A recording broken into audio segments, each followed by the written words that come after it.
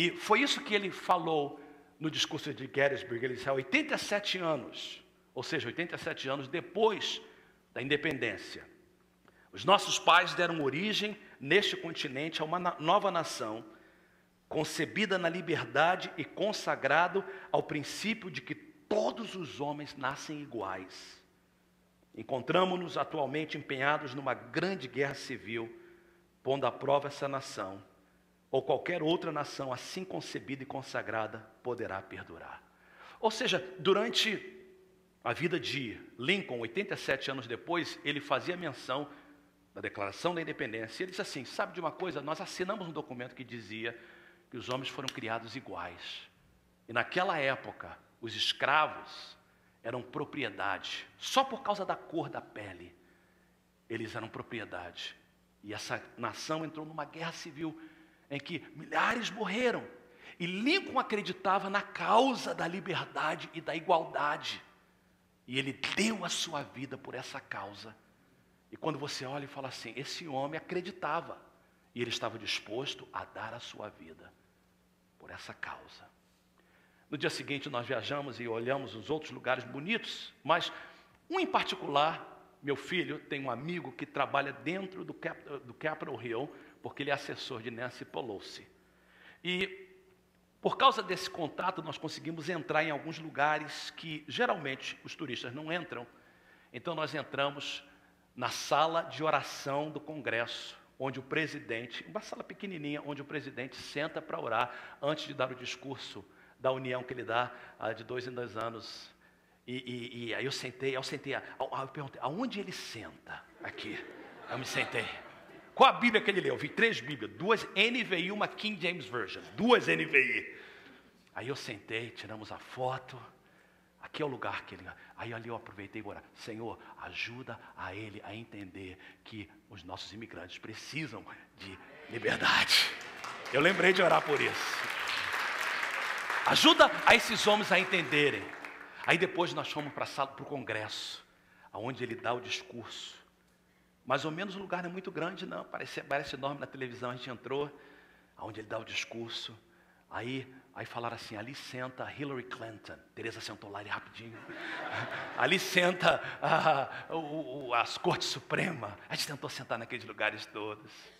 E depois nós fomos para a Rotunda, onde foi bem conhecida, onde quando Reagan morreu, o corpo dele ficou ali. E a gente começou a ver as estátuas todas. E havia uma estátua em particular, porque para ter a estátua ali, tinha que ser presidente. Mas um que nunca foi presidente tinha uma estátua ali. E o nome dele é Martin Luther King. Um homem que 100 anos depois, mais ou menos, de Lincoln, você tem os pais, John Adams, Ben Franklin, dizendo, nós fomos criados iguais. Você tem, quase 100 anos depois, 87 anos depois, Lincoln dizendo, nós fomos criados iguais. E agora, 100 anos depois, mais ou menos 80 e pouco, 90 anos depois, um negro pastor americano, batista. Agora os escravos são livres, mas eles continuam sendo o preconceito, eles não podem beber água no mesmo, não podem ir no mesmo banheiro, não podem andar no mesmo ônibus. E ele sobe ali, naquele lugar onde nós estávamos, e ele diz o seguinte, eu tenho um sonho, que um dia esta nação levantar-se-á e viverá o verdadeiro significado da sua crença. Consideramos estas verdades como evidentes por si mesma, que todos os homens são criados iguais.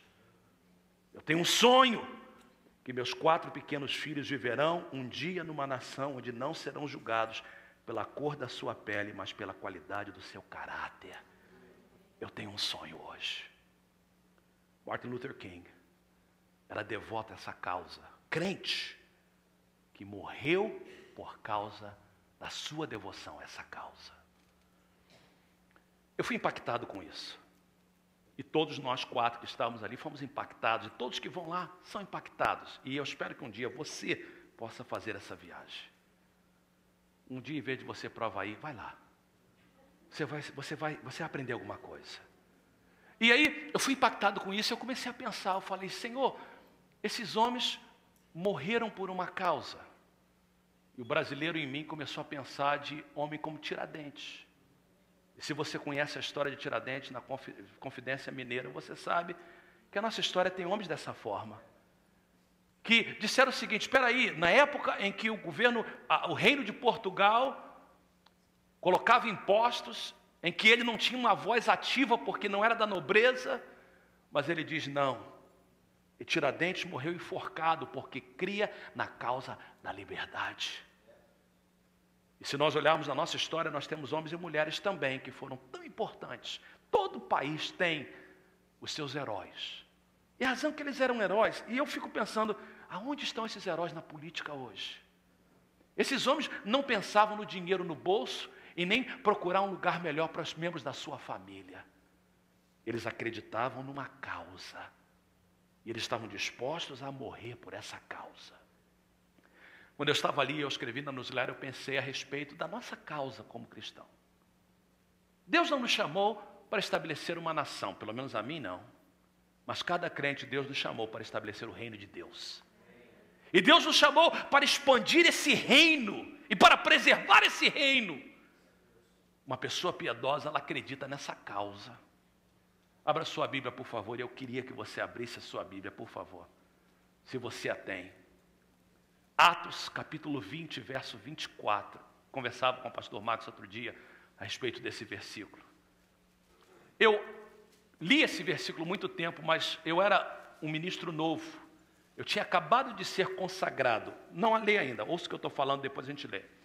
Eu tinha acabado de ser consagrado em 1981, foi quando eu fui consagrado. E eu me lembro como se fosse hoje um professor meu, não era um professor de teologia, era um professor de psicologia.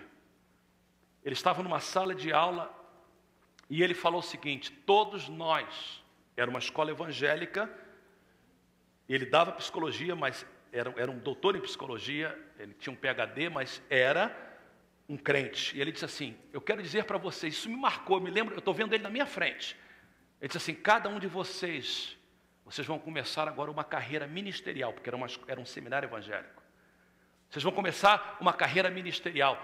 Qual é o lema do seu ministério? Ele abriu Atos 20, 24. E daquele dia em diante, esse se tornou meu lema. Eu vivo por esse lema.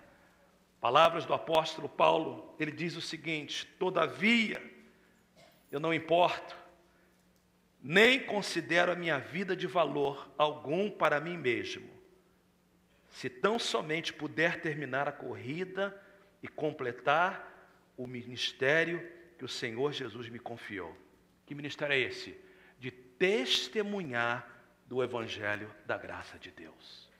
Queridos, por favor, eu não quero usar demagogia com vocês. O Espírito Santo está aqui. Eu penso que piedade é você entender que você é devoto a Deus e quer agradar a Deus, mas está disposto a, como o apóstolo Paulo, a como os pais desse país, a como a Lincoln, dizer: nós temos uma causa. Eu não sei qual é a sua causa, a minha causa é pregar o Evangelho. A minha causa é ser pastor. A minha causa é cuidar do rebanho de Deus. A nossa causa como cristão é expandir o Evangelho de Cristo. Nós precisamos de acrescentar piedade na nossa vida, irmãos. Porque se a gente acrescentar isso, a gente vai dizer: sabe de uma coisa? Martin Luther King estava disposto a morrer por uma causa. Eu estou disposto a morrer pela causa do Evangelho. Quando nós estávamos no culto inglês, assistindo o mesmo vídeo que vocês assistiram, eu disse para a Teresa várias vezes: eu não quero ir à Índia. Eu não tenho chamado para a Índia. Eu não gosto da Índia. Quanto mais vocês falam da Índia, menos eu quero ir lá. Quero orar por eles e abençoar quem quer ir. Mas quando eu estava ouvindo e eles cantaram um cântico, eu disse no meu coração: Senhor, eu não quero ir, mas se você quer que eu vá, eu vou. Eu acho que é isso que é piedade, irmãos. Piedade é você dizer: sabe uma coisa? Paulo disse: eu não importo com nada, minha vida não é preciosa, contanto que eu faça a obra de Deus, contanto que eu cumpra o ministério que Deus colocou na minha mão. Landeara, vocês vão para o Brasil, mas não esqueça dessa palavra. Não esqueça dessa palavra. Nada mais importa. Vocês não vão para lá porque vocês vão ganhar dinheiro. Eu não sei nem se vão. Tem uma causa na mão de vocês. Tem uma causa na mão de cada um de vocês. E que Deus está dizendo o seguinte: acrescenta na sua fé essa piedade, essa devoção. Você está disposto a dizer com o apóstolo Paulo: não mais vivo eu, mas Cristo vive em mim. Não importa outra coisa, contanto que eu cumpra o meu ministério. Quantas vezes, irmãos, e Deus sabe que eu estou falando, não é demagogia. Quantas vezes eu subo nesse púlpito e eu digo: não estou pronto. Mas Deus diz: a minha graça te basta. Você tem uma causa. Eu te chamei para pregar a minha palavra. E é isso que Deus quer de você. Isso é devoção a uma causa. Terceira característica, ou definição de piedade, com isso eu termino: reverência ou temor de Deus. Piedade é ser devoto a Deus ao ponto de querê-lo agradar. Piedade é ser devoto a uma causa. E piedade é ter uma reverência